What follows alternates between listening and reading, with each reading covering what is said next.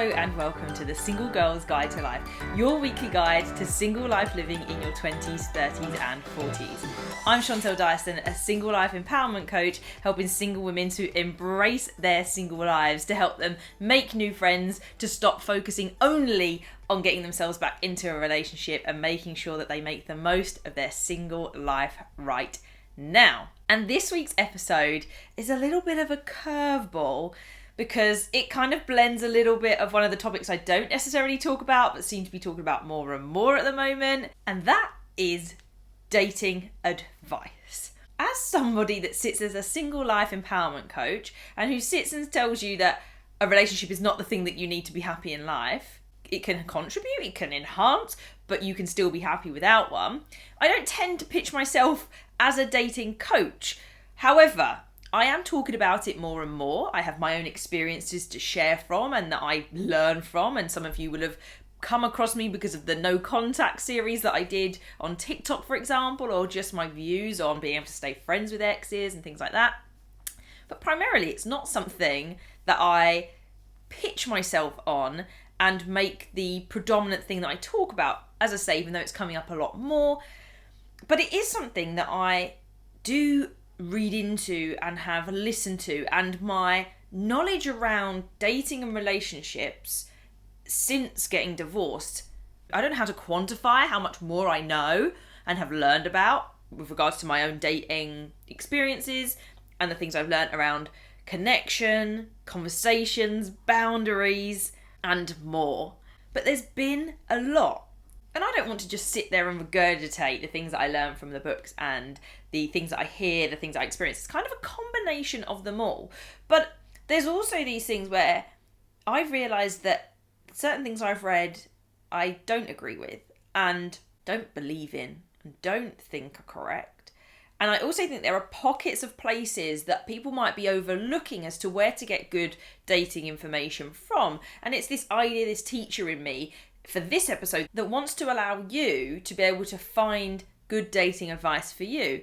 As I say, I think I'm going to end up talking about this more and more because the queries that I get coming in are all relationship based. So quite a lot of the time, sometimes it is just being comfortable on your own, but there's also a lot of breakup questions. There's a lot of new dating experience questions that come in, and they're the things that I want to be able to share with you, the things that people are DMing in with and saying, look, I need help with this. And if they happen to be around navigating relationships, all different kinds, then so be it, that's the way that we're going. But I also want to allow you to know how to navigate when I don't have an episode on it and where you need help, and to not make the mistakes of looking for help in the wrong places, which is what we're going to kick off with, because it's very easy that when we're in the middle of any dating scenario that's challenging us, such as, should I stay or should I go? Should I keep seeing this person? Is this a red flag? Am I just being too picky? Or anything like that. Google feels like it's our best friend when in actual fact, it's our worst enemy. It's kind of the same thing as when we tell pupils when they're starting to write essays and research, don't use Wikipedia.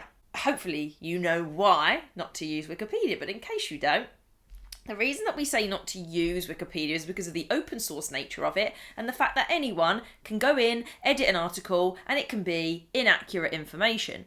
Now, there are processes, I understand, to Wikipedia, and there's often quite a lot of references down the bottom as well. So it's not completely void of having some level of fact checking. I don't know about you, but I use Wikipedia all the time, and that's to get a general summary of things. I don't take everything that I read on Wikipedia as absolute truth.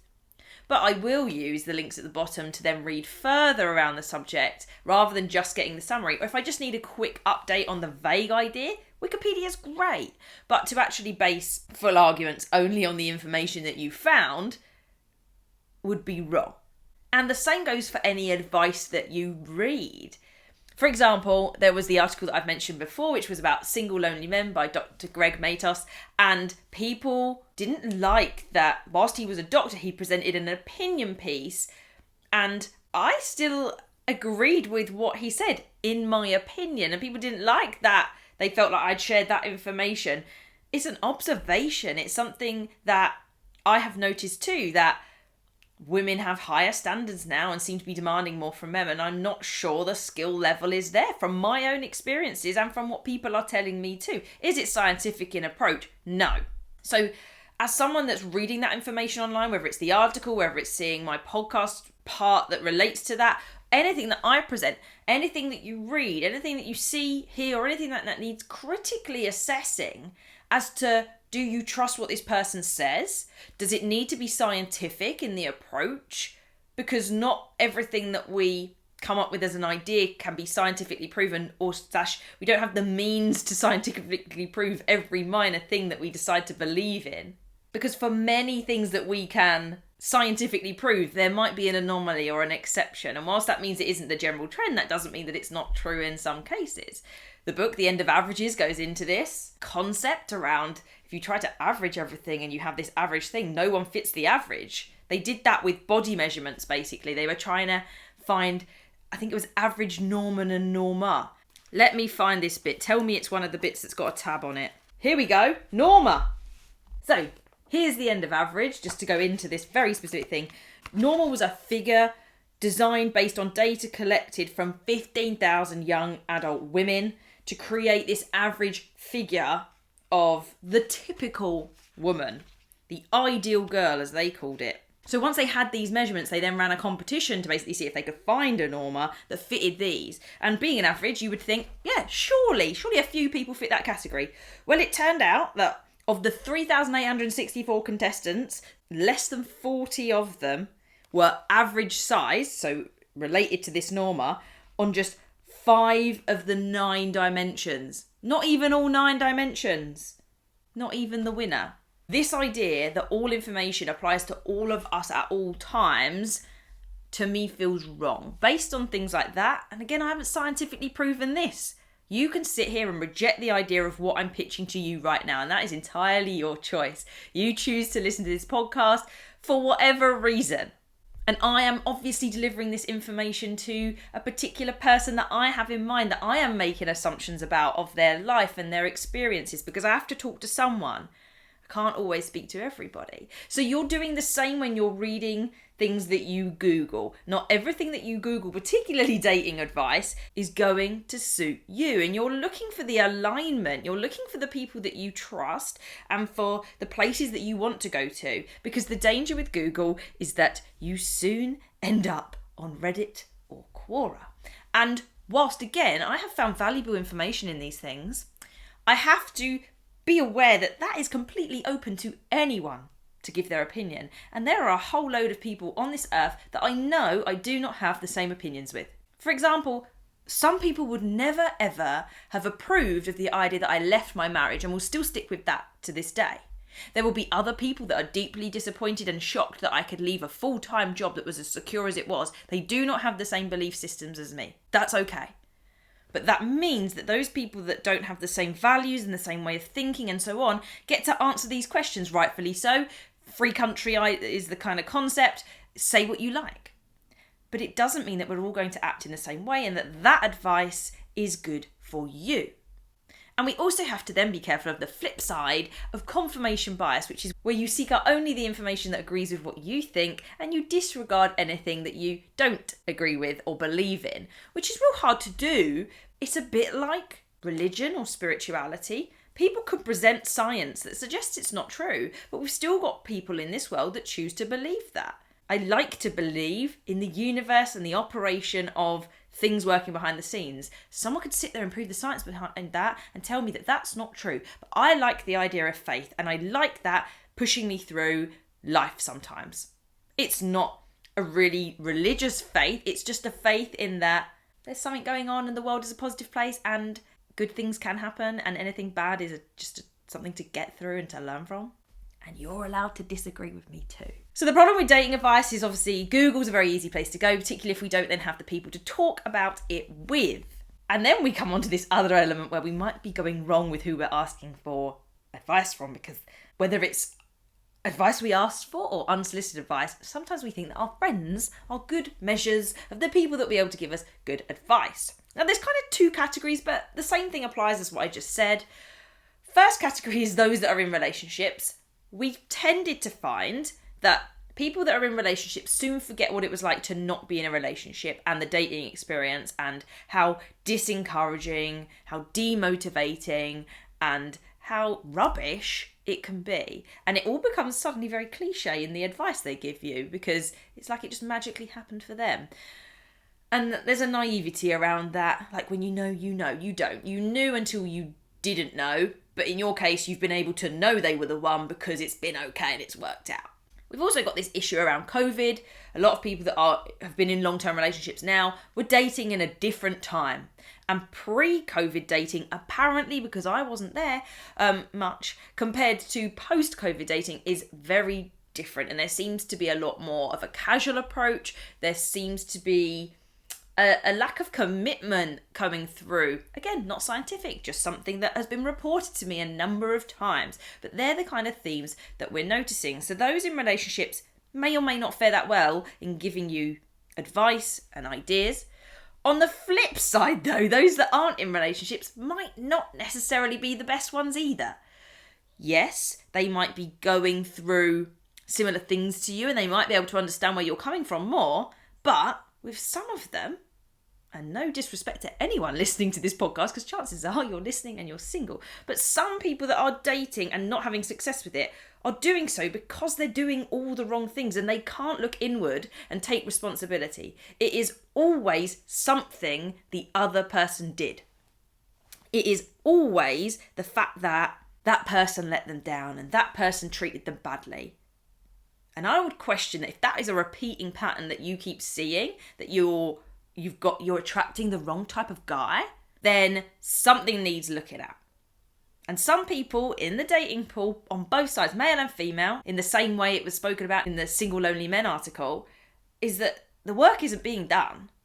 Some people do need to work on their inner child issues. Some people need to work on their insecurities. Some people need to actually have realistic expectations about what a relationship entails and how much effort it is. In no category, whether we're talking about single lonely men and their skills in dating versus talking about those that are still single, it's not an all or nothing scenario. We will have people that have the skills. We will have people that don't have the skills. We'll have the people working on the skills. There will be a whole combination. There's no absolute within all of these. But in the case of someone that keeps attracting the wrong person, I just wonder about their boundaries. And I've previously shared this on last week's episode, which is half of the problems I was experiencing because I wasn't confident enough to say no enough times when something wasn't working. They could tell me, but I was driven by, but they're filling that void and I don't want that void to be back again. So I'd rather fill it with something that I compromised on than not.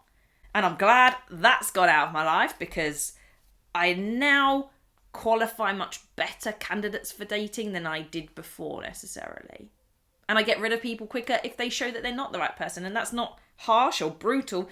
It's that I'm looking for something that works and someone to work with. And if it doesn't from the offset, then why would you invest all of that time? And no matter whether your friend is in a relationship or not, you should be judging them on the individual.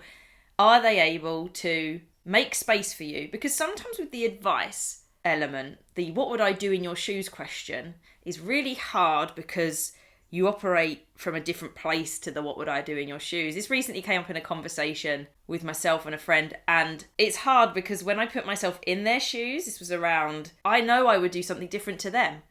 If I actually put myself in their shoes as them, then the decision is harder because I understand that they have different things that they consider as the priority, their different value system, the different things that they believe and put first compared to me. And so when someone says, oh, well, if I was in your shoes, I would do this, it's not necessarily the thing that you would do.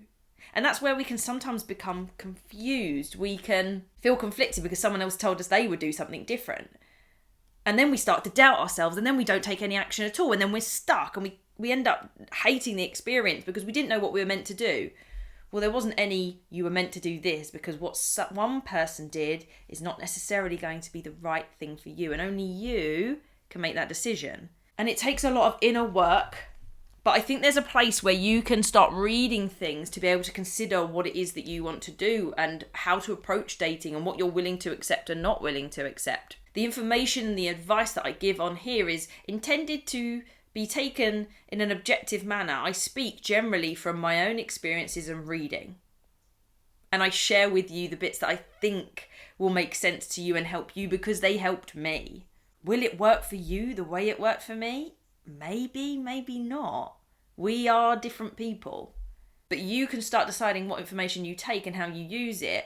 Because you know what's even worse is that there's conflicting information everywhere. Speak your truth is one versus don't rock the boat is another. That's about saying things that are on your mind and being honest. Well, there's a middle point there as to what it is that you need to say, who it is that you're saying it to, and when. Speak your truth at the right time would probably be a good caveat for that. And don't rock the boat unless it's something that you really know needs to change. And it depends on the age of the person. It's very hard to have difficult conversations with older people, especially if you're trying to get them to understand a different belief that you have, a different opinion, because they're so set in their ways. It's really hard to undo when they're like 70, 80. We're talking like grandparents here, where it's a little bit challenging, but some grandparents are great. And we can't tarnish everybody with the same brush throughout these things. I think if nothing else, I'm making the point throughout this episode that everybody is an individual.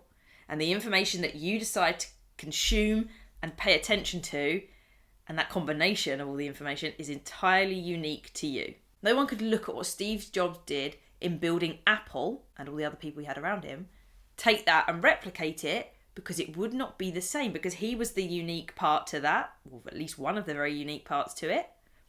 And it just wouldn't be the same. It was a different time. It was a different thing, different people, different environment, different combination of everything.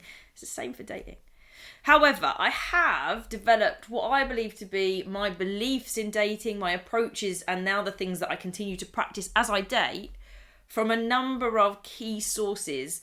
And one of them I feel is so powerful, and it's a really interesting one that I don't hear people talking about much. And before we get into that, I just want to take a pause for a little mini ad break, as it were, to talk about our online community. We have the Single Girls Club online, which is the way that you can become part of a community to talk about things like this, to share some of that advice, to hear some of the stories. And it's not for you to judge and tell that person if they're right or wrong, but you can imagine, oh, what have I done in that scenario? Is what they've done something I could learn from?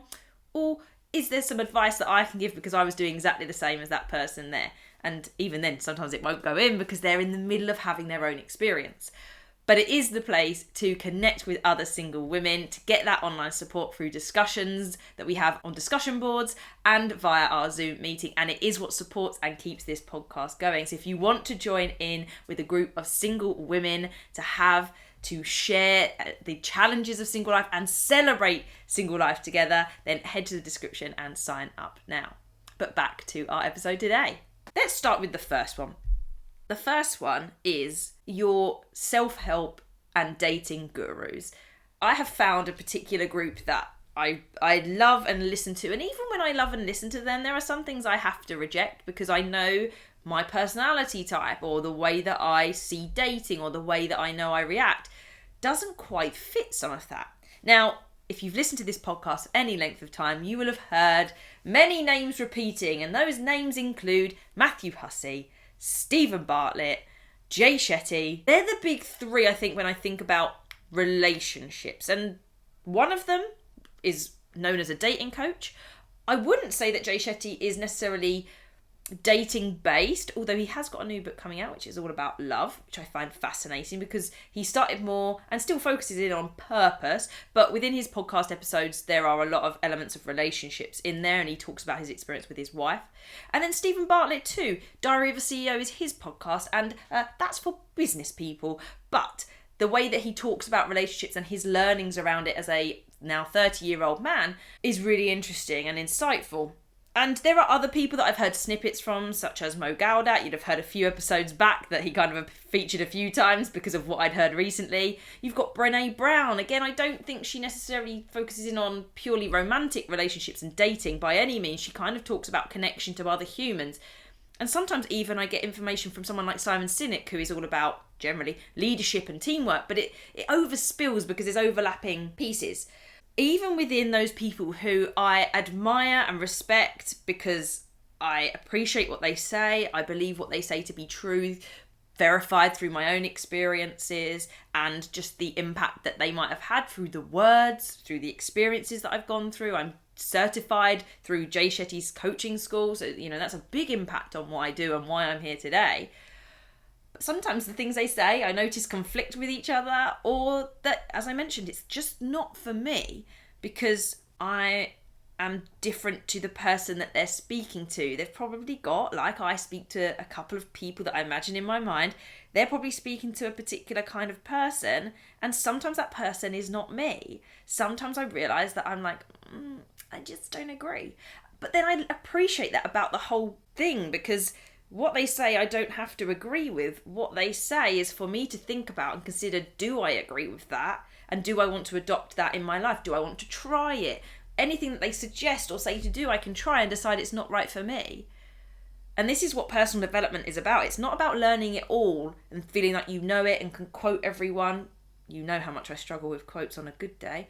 It's about being able to take that information and pick the bits that suit you at the right time. When I first went through my divorce, Robin Sharma's The 5am Club was one of the most impactful things, as was Atomic Habits, because it was all about control and routine for me at that point. Everything else was out of control. And those two books probably combined with having a really solid morning routine that fulfilled you, plus being able to develop yourself in practical ways such as exercising, eating well, cutting things out, really, really gave me a sense of control back in my life. Do I use it now? I don't get up at 5am anymore. I've been there, done that. Do I have morning routines? Yes, sometimes. Do I use the things that I learned from Atomic Habits to encourage me to keep the house tidy? Yes. It's transformed into what it is. And so when you come to the dating advice, I think there's different paths of it, and it depends on what you learn as you do it. It's hearing those messages over and over again as well. So finding the people that speak to you. There will be plenty of dating coaches and pieces of advice out there that absolutely don't speak to me because they're too masculine in approach, too feminine in approach. I don't like certain things, and so I don't resonate with the person, and therefore I don't keep listening to them. But when you find one that resonates with you, stick with them. Jay Shetty, whilst he's had one of the biggest impacts on my life, I don't listen to actively anymore. I still am interested in what he's got to say. I still follow him on social media, and I will still buy that book. But do I actively listen nowadays? Not unless there's something I really know I want to find from him or just see what the titles are. Whereas I'm very much into listening to Stephen Bartlett's podcast at the moment because I like the kind of setup of it and the way I get new information. The next place that I got the best piece of dating advice was specifically, it's from one book, but I then read around the topic that book is on quite a lot and continue to still read around that. And that is the book Attached by Dr. Amir Levine and Rachel S.F. Heller.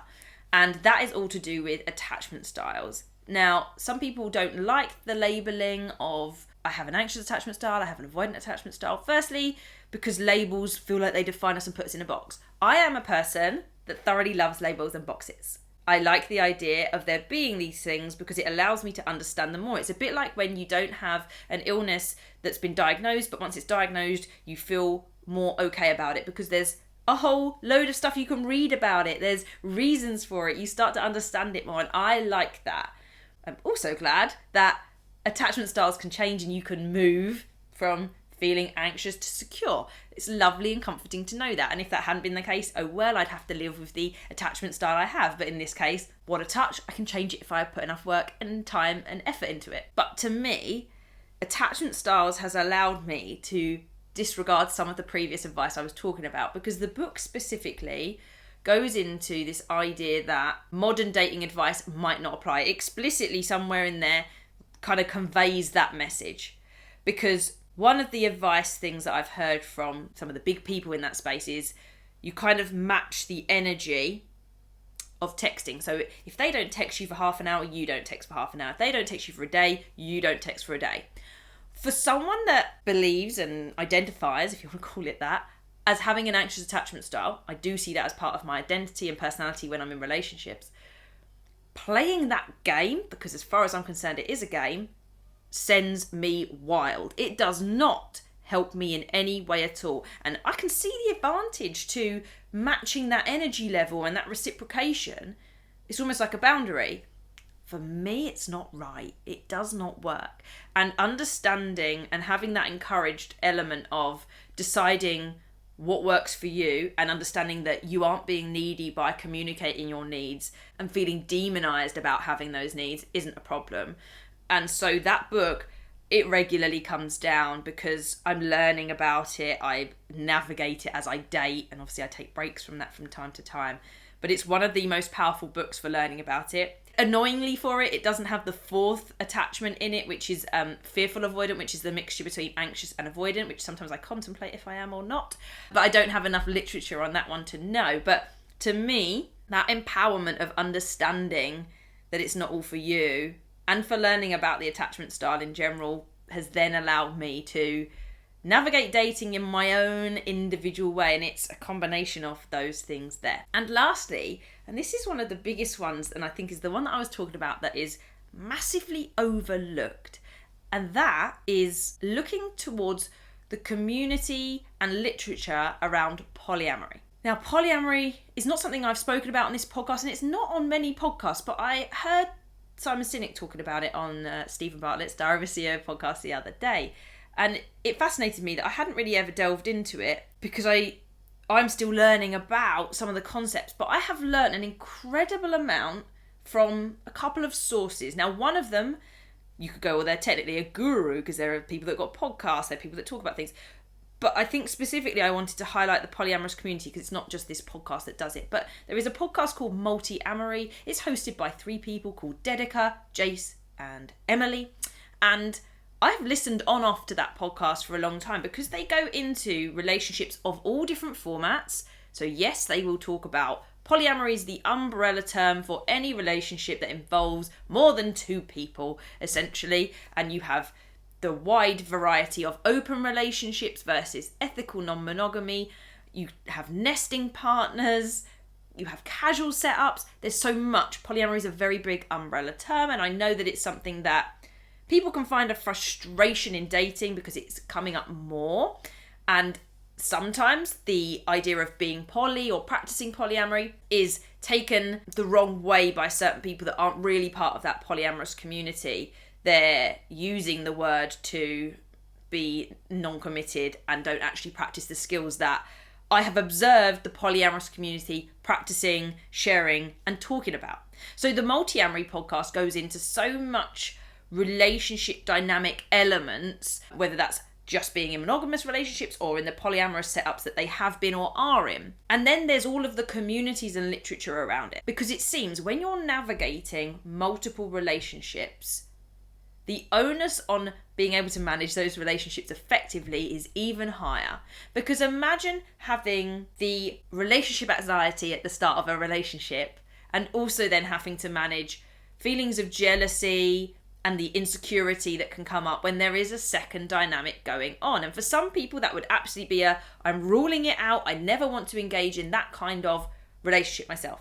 However, the way that I've heard the stories and read the stories of different polyamorous setups in how they communicate, in the openness they have, and the different techniques that they employ to be honest about how they speak, to address problems that are coming up, to be clear about what they want from the off, is valuable. It's the kind of thing that Simon Sinek touched on in the podcast episode. It wasn't about polyamory, it just came up as a natural part of the conversation. But the other thing that I've heard from the Multi-Amory podcast is, for example, this idea around radars, which won't mean anything to you right now, but their radar conversation, for example, is a monthly check-in that they suggest that you have during your polyamorous setups. And sometimes that can be with like each individual partner, or it can all be together if there is kind of like an intertwining triad going on. And the radar, the 5 letters stand for review, agree the agenda, discuss, action points, and reconnect. And the idea behind it is that the relationships are given specific time to talk about and air things that have come up over the last month. And some people operate it weekly, in fact, because it's easier and they have little check-ins rather than a big long conversation, and things don't get delayed for a whole month. And what I've learned from that is that it helps people that aren't used to talking about and addressing problems to do that. So there are thoughts that they have and they share, and beliefs within the polyamorous community that I have explored, that I'm intrigued by. And there are these techniques as well of the relationships that they try to navigate and manage. And I don't think there is any more or less success in these relationships. Maybe they do split up more because they have stronger boundaries because they have to. If you've got 2 or any more partners, you have to be able to be clear on what you want, when you want it, and how to respect each partner that's within that. That's tough going. If you are poor at communication and can't talk about how you feel, if you keep things hidden from people, if you doubt yourself, you're going to be experiencing a lot of worry all the time. You're not going to know how to get reassurance. There's just so much to be learned from that. And I think I'm at the tip of an iceberg with just some of the techniques and the understanding that some of that community present and share with the world as a way of helping other people navigate polyamorous situations. But to me, some of it's a refreshing difference to some of the standard and common dating advice there is out there. To me, the people that execute polyamory well seem to have strong senses of self-esteem, of communication, of putting themselves first, but also considering their partner or partners.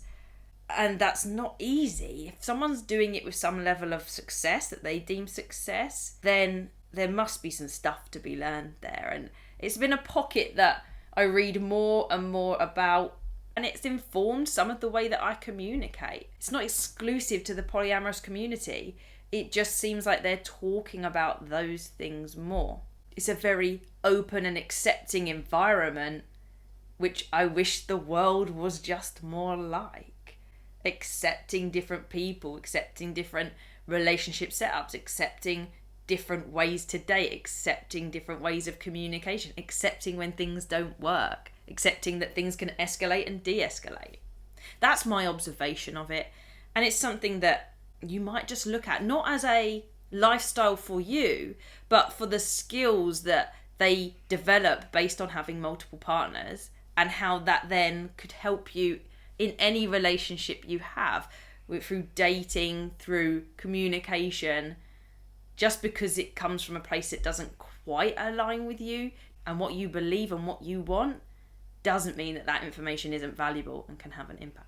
So you'll notice that I probably talk about dating here and there more and more, depending on the queries that come from you, whether that's in our online community or via direct DMs. Sometimes I get back to people, sometimes I just don't have the time. The number of DMs can fluctuate and change at any given moment.